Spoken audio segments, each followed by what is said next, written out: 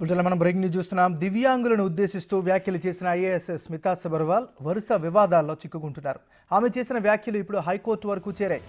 దివ్యాంగులపై స్మితా వ్యాఖ్యలను ఖండిస్తూ హైకోర్టులో పిటిషన్ దాఖలైంది. యూపీఎస్సీ చైర్మన్కు ఆదేశాలు ఇవ్వాలని సామాజికవేత్త వసుంధర పిటిషన్ వేశారు. పిటిషన్ను విచారణకు తీసుకున్న ధర్మాసనం పిటిషనర్కు ఉన్న అర్హతను ప్రశ్నించింది.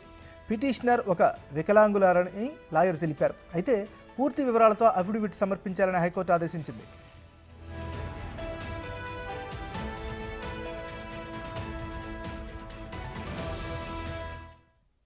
మరింత తాజా సమాచారాన్ని మా రిపోర్టర్ రానా అందిస్తారు. రానా, యూపీఎస్ లో ఐఏఎస్ సంబంధించినటువంటి దీంట్లో ఏదైతే సెలక్షన్ ప్రాసెస్ లో మాత్రం ఖచ్చితంగా దివ్యాంగులకు సంబంధించిన విషయంలో పునరాలోచించాలని కోటాకి పునరాలోచించాలని కొన్ని వ్యాఖ్యలు ఈ మధ్య కాలంలో స్మితా సబర్వాల్ ఎక్స్ వేదికగా కూడా అభ్యంతరకరమైన వ్యాఖ్యలు చేశారంటూ కూడా దేశవ్యాప్తంగా ఒక చర్చ నడుస్తుంది. దాంతో పాటు తెలంగాణలో ఎవరైతే ఈ యూపీఎస్సీకి ప్రిపేర్ అవుతున్నటువంటి వారు కానీ అలాగే గతంలో యూపీఎస్సీలో సెలెక్ట్ అయినటువంటి వారు కానీ వీళ్ళందరూ కూడా కొన్ని అభ్యంతరాలు వ్యక్తం చేసినటువంటి పరిస్థితి కనపడుతుంది. తాజాగా దివ్యాంగులపై స్మితా సబర్వాల్ చేసినటువంటి ఈ వ్యాఖ్యల పైన హైకోర్టులో ఇవాళ ఒక బిల్లు అనేది దాఖలు చేశారు. ఆ బిల్లు పైన ఇవాళ హైకోర్టులో విచారణ కూడా జరిగింది. అయితే ఈ పిటిషన్ వేసినటువంటి వసుంధర అనే లేడీకి ఆమెకున్నటువంటి ఏంటి, ఆమె ఈ యొక్క పిటిషన్ ఎందుకు వేసింది, ఎందుకు ఆమెకి అన్నటువంటి అర్హత ఏంటి అని కూడా న్యాయమూర్తి ఇవాళ ప్రశ్నించారు. ప్రశ్నించిన తర్వాత ఆమె సామాజిక వేదిక,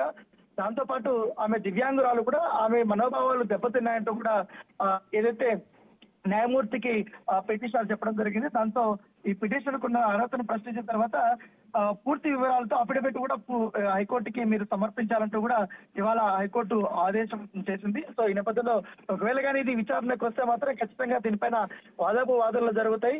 ఫస్ట్ గా స్మితా సబర్వాల్ తను చేసినటువంటి వ్యాఖ్యల్ని వెనక్కి తీసుకోవాలంటూ కూడా గత 10 రోజుల నుంచి కూడా అనేక రకాల మాధ్యమాల్లో కూడా విజ్ఞాపనలు వస్తున్నటువంటి నేపథ్యంలో తీవ్ర దుమారం లేపుతున్నటువంటి నేపథ్యంలో ఇప్పుడు తాజాగా హైకోర్టులో పిల్లు వేయడం అనేది ఒక చర్చనీయాంశంగా మారింది.